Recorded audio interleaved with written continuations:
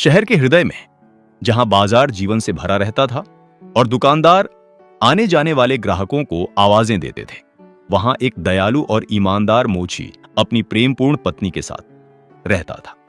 सुबह तड़के से लेकर देर रात तक वह अपनी मेज पर निष्ठा से काम करता, कौशल और गर्व के साथ बढ़िया चमड़े के जूते बनाता था। हालांकि उसके हाथ घिस चुके और थक गए थे, फिर भी उसका दिल आशा से भरा रहता था, क्योंकि वह ईमानदार मेहनत के मूल्य में विश्वास करता था। लेकिन धीरे धीरे बदकिस्मती का साया उनके जीवन में छा गया। ग्राहक कम आने लगे, पैसे की कमी होने लगी और मोची की सावधानी से की गई मेहनत कठिनाइयों में बदलने लगी।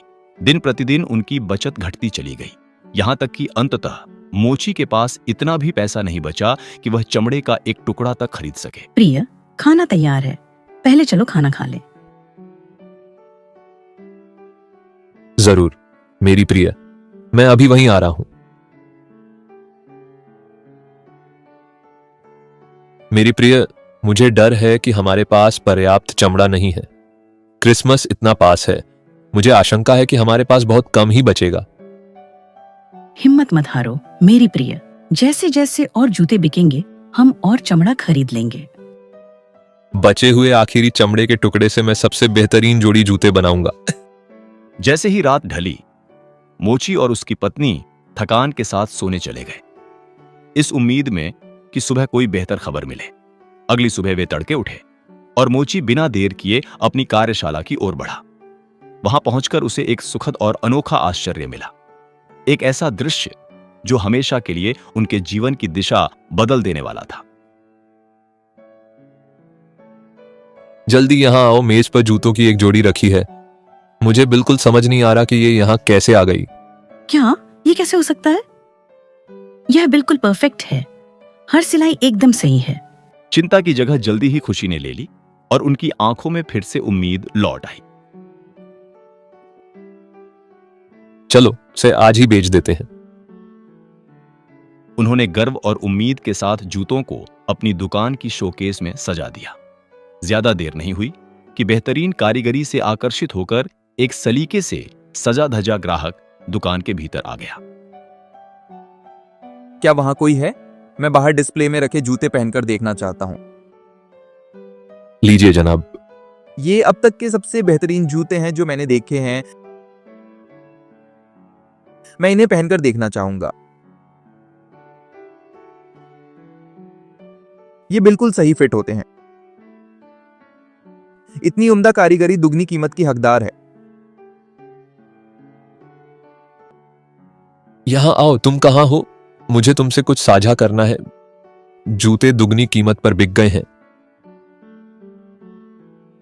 यह अद्भुत है, अब हम और चमड़ा खरीद सकते हैं। उस व्यक्ति ने जूतों के लिए दुगनी कीमत चुकाई, जिससे मोची 2 और जोड़ी जूते बनाने के लिए चमड़ा खरीद सका।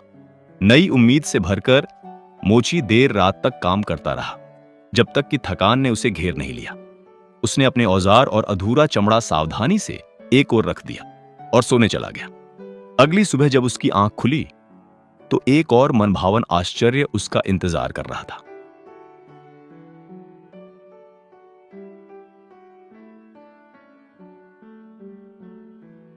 मैंने ऐसा कुछ पहले कभी नहीं देखा। जरा यहां आओ और देखो, मेज पर जूतों की 2 और जोड़ियां रखी हैं। ठीक है, मैं अभी वहीं आ रही हूं। हमें कौन मदद कर रहा है? लगता है कोई नेक दिल इंसान हम पर नजर रखे हुए है। बारीकी से बनाए गए सुंदर जूतों को देखकर वे बहुत प्रसन्न हुए और उम्मीद के साथ उन्हें दुकान की खिड़की में सजा दिया, इस आशा में कि वे उन्हें उसी दिन बेच सकेंगे। क्या वहाँ कोई है? मैं बाहर डिस्प्ले में रखे जूते पहनकर देखना चाहती हूँ। जैसा उन्होंने आशा की थी, वैसे ही खरीदार आए, जूतों की बेहतरीन कारीगरी से आकर्षित होकर। उनकी गुणवत्ता से वे इतने प्रसन्न हुए कि उन्होंने खुशी खुशी दुगनी कीमत चुकाई। दिन के अंत तक दोनों जोड़ी जूते बिक चुके थे। 4 और जोड़ी जूते बनाने के लिए पर्याप्त पैसे लेकर मोची हल्की बर्फ से ढके शहर की ओर बढ़ा। मौसम का जादू उसके दिल को गर्माहट और उमंग से भर रहा था। उसने और उसकी पत्नी ने शाम का समय चमड़ा काटने में बिताया। हर टुकड़े को सावधानी से तैयार किया, फिर रात के लिए विश्राम करने चले गए। सुबह होते ही पहले की तरह ही जूते पहले से बने हुए थे और उनके सामने सलीके से रखे हुए थे। अरे भगवान, जल्दी आओ, मेज पर और भी जूते रखे हैं। ठीक है, मैं अभी वहीं आ रही हूँ। ये सभी सचमुच बहुत ही शानदार हैं। और यह सिलसिला यूं ही चलता रहा। मोची जो कुछ भी शाम को काटकर तैयार करता वह सुबह तक पूरा हो जाता और हर जोड़ी पिछली से भी अधिक सुंदर होती। जल्द ही उन शानदार जूतों की खबर पूरे शहर में फैल गई। उत्सुक खरीदार उसके दरवाजे तक आने लगे और देखते ही देखते मोची अब गरीब नहीं रहा। हर एक जूता बिक चुका है और अब हमारी सारी चिंताएं पीछे छूट गई हैं। लेकिन बताओ, जब हम सो रहे होते हैं तो हमारी मदद कौन कर सकता है? आज रात हम छिपकर रहेंगे और पता लगाएंगे कि हमारे मददगार कौन हैं। उस रात मोची और उसकी पत्नी ने जागते रहने का निर्णय लिया। वे चुपचाप छिप गए, यह जानने के लिए इंतजार करते हुए कि उनके रहस्यमय मददगार वास्तव में कौन थे। आओ छिपकर देखें कि जूतों में हमारी मदद कौन करता है। श्श, क्या तुमने सुना? वहां कोई है। उन्होंने खिड़की की धीमी चरमराहट सुनी, जिसके बाद नन्हे नन्हे पैरों की हल्की सी सरसराहट सुनाई दी। पर्दों के पीछे से सावधानी से झांकते हुए उन्होंने देखा कि गुड़ियों से भी छोटे दो नन्हे एल्फ चुपचाप कार्यशाला में प्रवेश कर रहे तो थे। क्या इतने समय से एल्फ ही हमारी मदद कर रहे थे?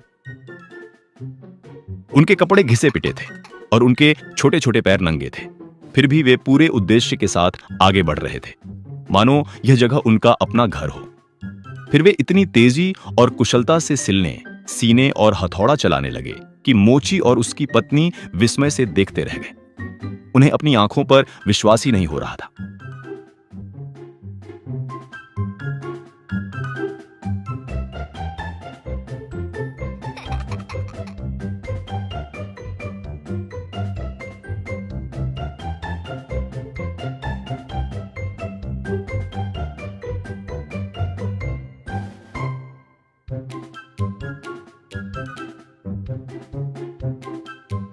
वे इतनी तेजी से कैसे चल सकते हैं और इतने खूबसूरत अनोखे जूते कैसे बना सकते हैं? एल्फ दबे पांव खिड़की से बाहर निकल गए और उनके नन्हे कदमों की आहट रात में धीरे धीरे खो गई। लगता है वे जा चुके हैं। आओ चलकर देखें कि उन्होंने कौन से जूते बनाए हैं। अरे भगवान, ये जूते कितने खूबसूरत हैं। सचमुच ये बहुत ही सुंदर है। हम उनका धन्यवाद कैसे करें? उन्होंने हमें अमीर बना दिया है और हमारे सबसे कठिन समय में हमारी मदद की है। हाँ, उन्होंने सचमुच हमारी बहुत मदद की है। मोची और उसकी पत्नी ने तय किया कि अब समय आ गया है कि वे एल्फों को उनके किए गए सब उपकारों के लिए इनाम दें। उन्होंने हमारी इतनी मदद की है, फिर भी उनके कपड़े घिसे पिटे हैं और उनके पैर नंगे हैं। उन्हें ठीक तरह से धन्यवाद देने के लिए मुझे उनके लिए कुछ सिलने दो। और मैं उनके लिए से एक बेहतरीन जोड़ी जूते बनाऊंगा जिन्हें बड़ी सावधानी से सिला जाएगा। नाश्ते के बाद वे तुरंत काम में लग गए। उनके दिल कृतज्ञता से भरे हुए थे। मोची ने खुशी खुशी 2 सुंदर जोड़ी जूते बनाए, जबकि उसकी पत्नी एल्फों के लिए गर्म कोट, नन्ही पतलून और छोटी छोटी टोपियां सिलने में जुट गई। हर वस्त्र प्यार से बनाया गया था और उस रात चमड़े की जगह उन्होंने उपहारों को बड़े स्नेह से मेज पर रख दिया और प्रतीक्षा करने लगे।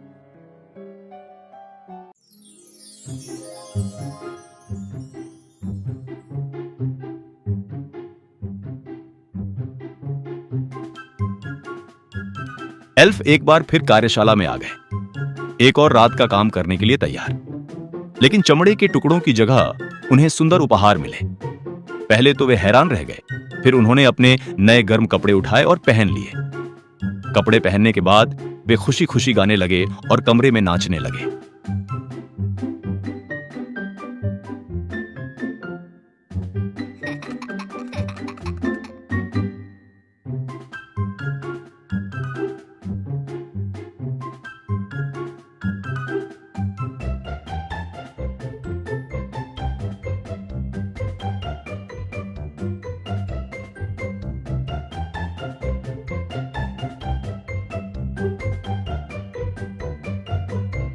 Now we are elves so fine to see.